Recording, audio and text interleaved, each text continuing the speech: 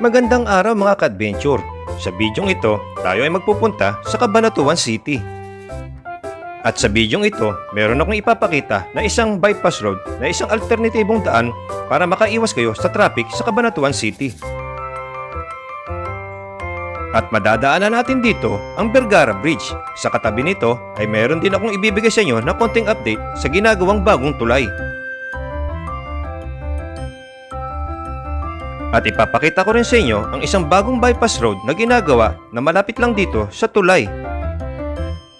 Ito pala, di bali tatagos na to, itong daan na to, hanggang doon na rin sa paglagpas nyo ng Cabanatuan City.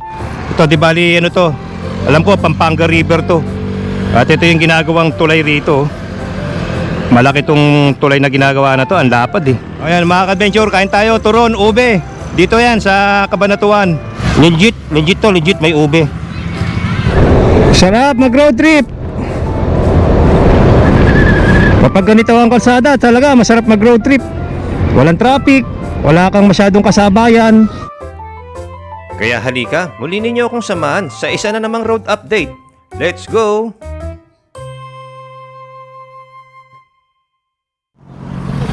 At ayan mga ka-adventure, welcome back sa ating channel. At nandito tayo ngayon sa may pinaka-welcome, no? Welcome arc ng Cabanatuan City. Papasok na tayo. Exact location natin, nandito tayo sa Pan-Philippine Highway o tinatawag na Maharlika Highway. At ngayon, wala naman tayong adventure vlog ngayon. Meron lang akong gustong i-share sa inyo at i-update ko lang kayo dito sa isang daan. Kasi alam nyo naman, kapag pumasok kayo rito sa Cabanatuan City, ay talagang napaka-traffic dyan. Kaya meron lang akong ituturo sa inyo para sa mga hindi pa nakakaalam, lalo na sa mga riders, na isang bypass road na dadaanan natin. Yun yung tinatawag na Felipe Vergara Highway o yung bypass road na yun. Di bali malapit na lang dito, mga ilang daang metro na lang. At ipakikita ko rin sa inyo kung gaano kabilis dumaan doon. Kasi kapag dumiretso kayo dito sa Maharlika Highway, talaga naman napaka-traffic dito. Dahil naman alam nyo, madadaanan nyo yung syudad, yung pinaka-city ng Cabanatuan. Kaya tara, let's go! At kung bago lang din kayo sa ating channel, don't forget to like, share, and subscribe, Francie Adventure. At ngayon, tuturo ko sa inyo yung daan papunta doon sa sinasabi kong Felipe Vergara Highway. At i-update ko na rin kayo doon kung ano yung mga madadaanan natin doon. At ang makikita natin, mga bagong ginagawang daan na meron pang ibang tatagusan. Kaya tara, huwag na natin patagalin. Let's go!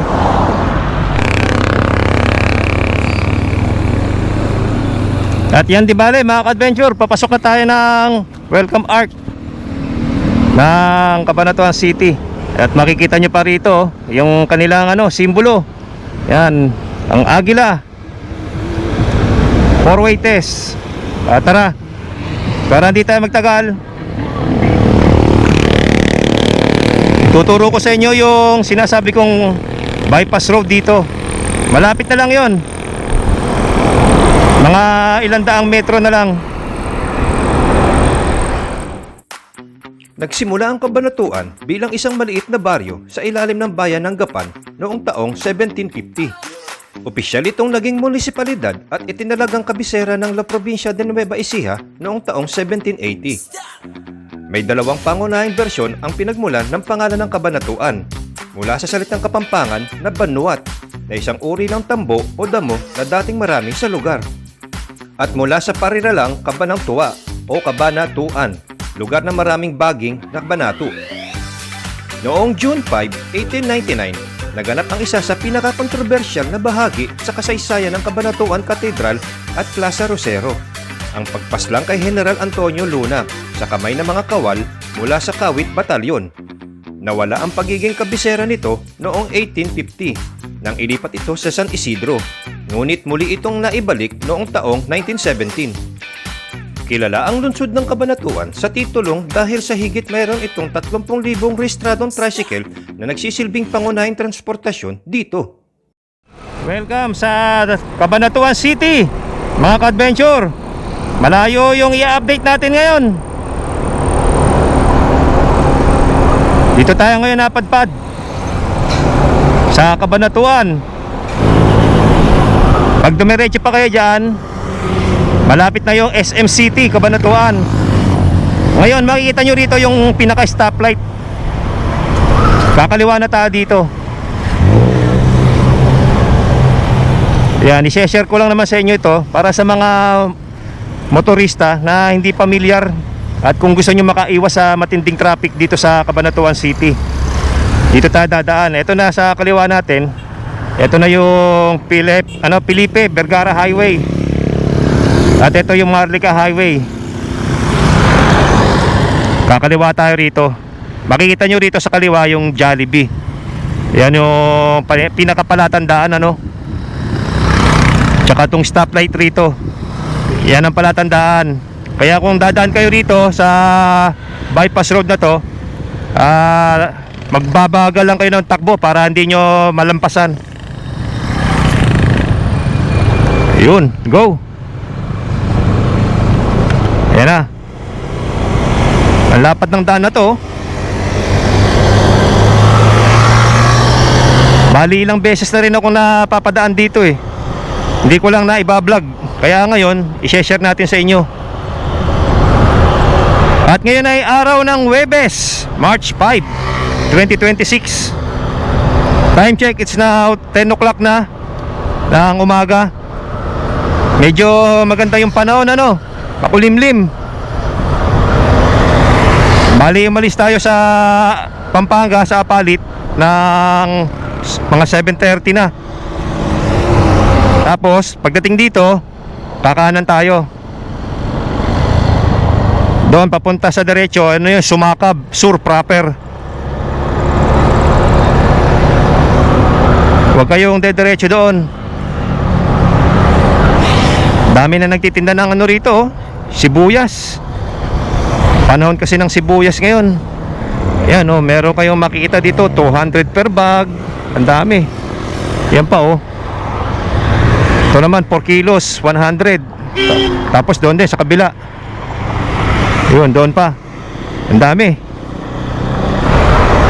Di bali ang pinakadulo nito, yung pinakahangganan din nung CCLEX, nung Central Luzon Express Linkway. Tama ba?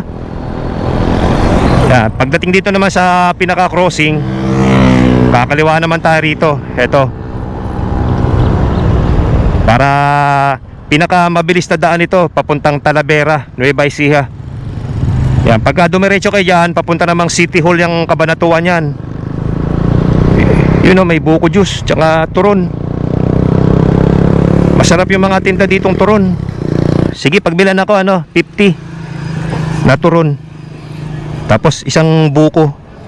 Ayan, magmerienda muna tayo rito ng turon tsaka ng buko. Masarap yung ano dito. Pagka napadaan kayo rito, bili kayo ng ano rito, turon, ube, 10 piso lang. So shout out, oh.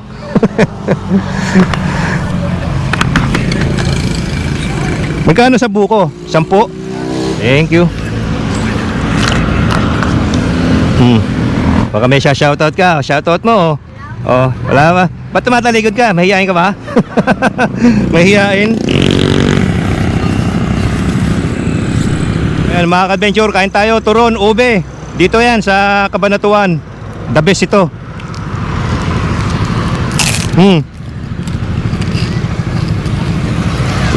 Legit to, legit may ube. Ayan, hello po. Ang sarap, guys. Panalo. Halagang 10 piso lang. Ang laki pa.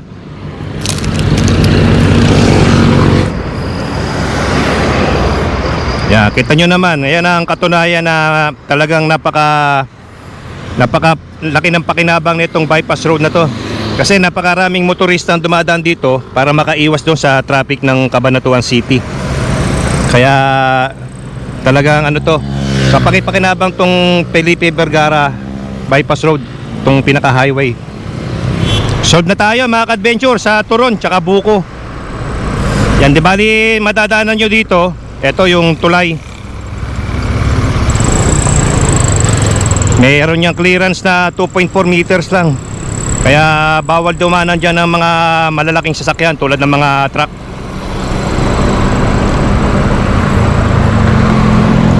May ginagawa pa lang ano rito, oh. Bagong ano, tulay. dito sa kanan. Mahaba kasi itong tulay na to eh. Kahinto lang tayo rito. Ito mga ka-adventure oh. Ito di bali ano to, alam ko Pampanga River to. At ito yung ginagawang tulay rito. Malaki tong tulay na ginagawa na to, ang lapad eh. Tsaka ang dami ng ano, dami ng nagawang poste. Hoy, ang daming ano, ang daming itik. Yun oh. Tapos doon pa oh. May ano pala rito ng ano, itik. Tsaka yun, hanggang doon, ang haba ng tulay na to. Kakatuwa yung mga itik, ang dami oh. Ang daming balot tsaka penoy.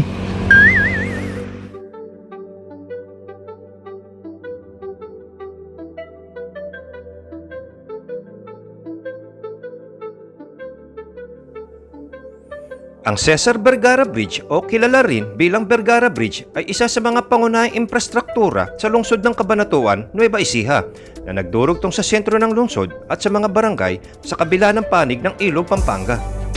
Ang tulay ay itinayo ng kumpanyang FF Cruz and Company Incorporated sa loob lamang ng record time na 11 buwan. Bahagi ito ng Vergara Highway na nagsisilbing alternatibong ruta mula sa Pan-Philippine Highway. Layunin nitong mapabilis ang transportasyon patungo sa 5 barangay na tinatawag na ibayong lugar. Ipinangalan ng tulay at ang highway kay Cesar Vergara na ama ng dating Mayor J. Vergara at lolo ni dating Mayor Mica Elizabeth Vergara. Ang tulay ay may kabuuang haba na 810 meters na isa sa pinakamahabang tulay sa lalawigan ng Nueva Ecija. Mayroon itong 3 lanes para sa mga sasakyan. Matatagpuan ito sa ibabaw ng Pampanga River na nagdurugtong sa mga lugar tulad ng Barangay Talipapa at Sumakab Este.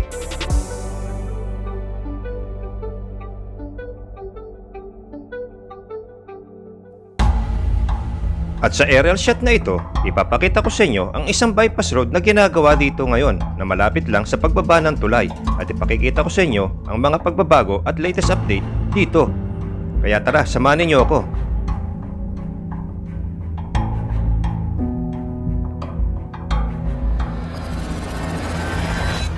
Mga ka-adventure, malapad na nga oh. Mahaba na tong nagagawa ritong ano. Yun doon, ilog na yun sa kanan. Mahaba na to.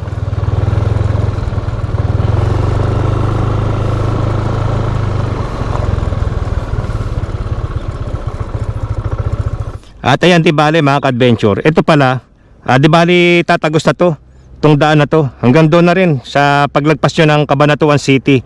Kaya magandang project ito kapag nagawa ito. Naumpisa na siya oh, kasi nalilinis na at meron na tayong mga truck na nakikita na naghahakot dito. At nakikita ko na rin sa Google Map na dire-diretso na no, malinis na. Meron na siyang accessible na daan.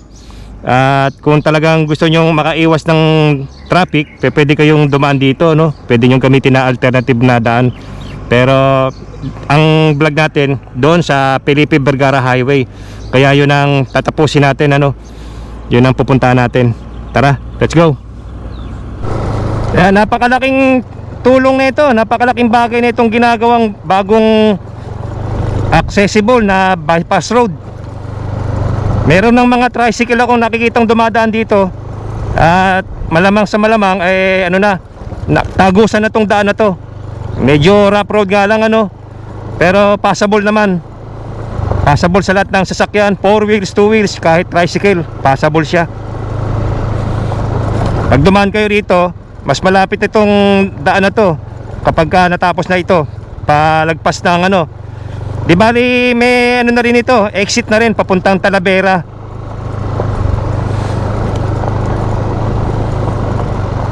Yan, lalabas na tayo ng main road.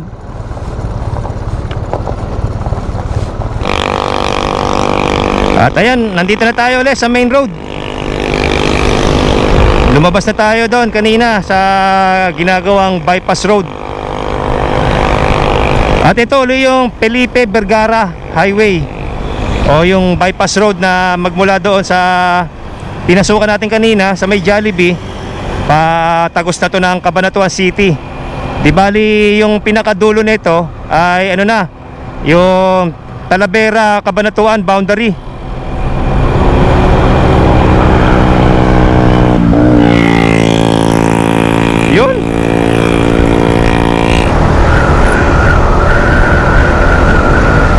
ng biyahe ngayon, oh. Mahangin, tsaka hindi mainit.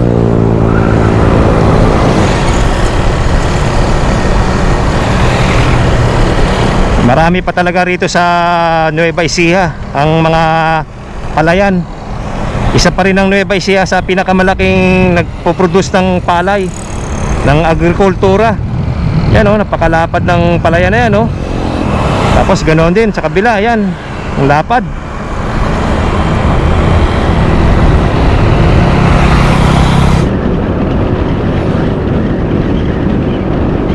Sarap bumiyahe. Napakahaba din ng ano na to, bypass road na to. Ayan, dito may madadaanan tayo dito ng ano, crossing. Dire-diretso lang tayo. Dire-diretso lang yan. Huwag kayong liliko. Lapat ng daan, ano?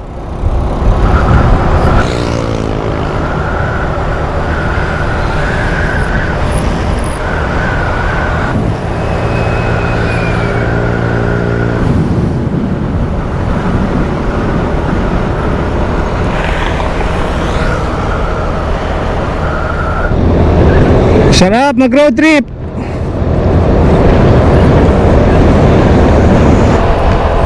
Malapit na tayo makalabas doon sa pinaka dulo nitong highway, nitong bypass road na to. Ang ganda rito, oh. Puro puno ng buko diyan, oh. Tapos dito pala, meron palang ano rito, LTO Extension Office. Ayan, oh. 5S Inspection Office. Pagka magpapa-renew kayo ang MBPS ng mga sasakyan, kapag ganito ang kalsada, talaga masarap mag-road trip. Walang traffic, wala kang masyadong kasabayan, o konti lang yung mga ano pampublikong sasakyan. Puro mga private vehicles lang ang dumadaan dito. Ang Felipe Vergara Highway sa Cabanatuan City, Nueva Ecija ay may habang 10.3 km. Ito ay itinayo noong unang bahagi ng 2000 upang maibsan ang trapiko sa Maharlika Highway. Ito ay direktang nagdudugtong sa mga barangay mula sa Santa Rosa hanggang sa iba't ibang bahagi ng Cabanatuan na nagpapabilis sa biyahe patungong Cagayan Valley. Ang hilagang dulo nito ay naghihiwalay sa Pan-Philippine Highway malapit na sa hangganan ng Talavera at Cabanatuan. Nakakonekta rin ito sa Emilio Vergara Highway na isa pang mahalagang kalsada sa lungsod. Inaasahang mas magiging abala ang Felipe Vergara Highway dahil ito ang magsisilbing dulo o terminus ng Central Luzon Link Expressway. Kapag nakumpleto ang koneksyong ito, mas bibilis pa ang biyahe patungong Baler, Pantabangan at iba pang bahagi ng silangang Nueva Ecija. Sa kasalukuyan, isa ito sa mga pangunahing arterya ng transportasyon na tumutulong sa paglago ng ekonomiya sa rehiyon sa pamamagitan ng mas mabilis na pagbiyahe ng mga produkto at pati ng mga motorista.